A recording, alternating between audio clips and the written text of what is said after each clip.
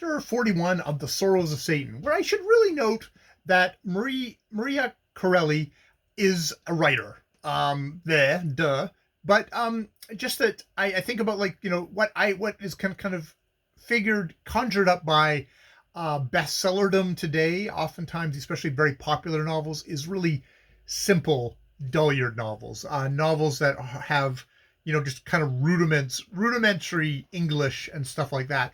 And, Corelli here is really kind of letting loose. We're getting him taking us through this kind of, we're having Lucio take Tempest on the flame through these vast ice palaces, smashing out into a clear, smooth sea. He ends up seeing a white figure clothed only in her hair, throws up her tortured face, and it's Sybil. He sees the guy who committed suicide, taking his last money on playing cards. He sees his father, kind of clothed in gold, weighed down by gold, tormented that way, kind of a greed thing again.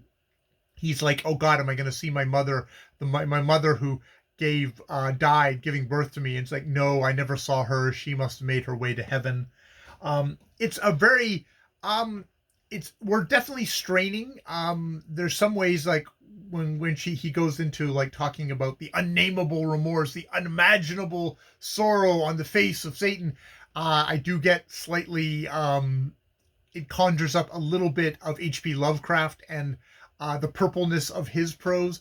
But I mean, it's somebody who's really putting all the hammers and tongs, really revving things up, which, I think, it's thing. And now we're at this point, halfway point.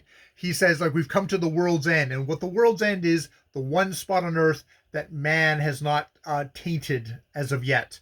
And what is it?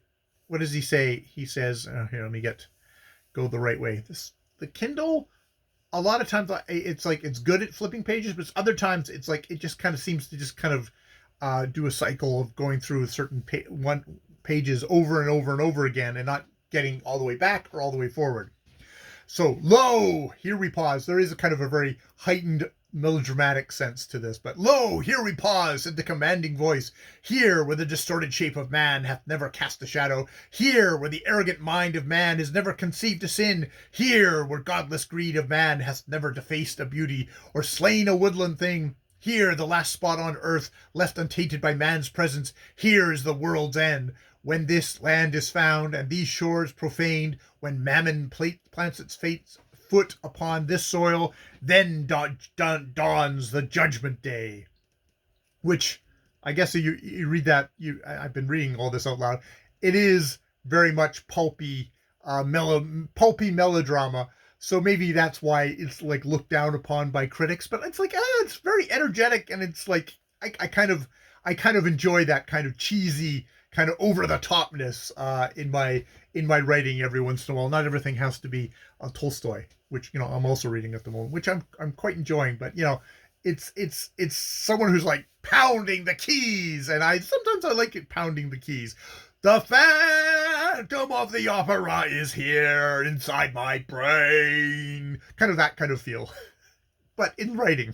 All right, I will stop there. But just to kind of note that kind of maybe this is the appeal of Marie Corelli. And if you're into that kind of stuff, well, you can find it, even though it's very much moralistic as well. Very moralistic, pounded on those keys. So, all right.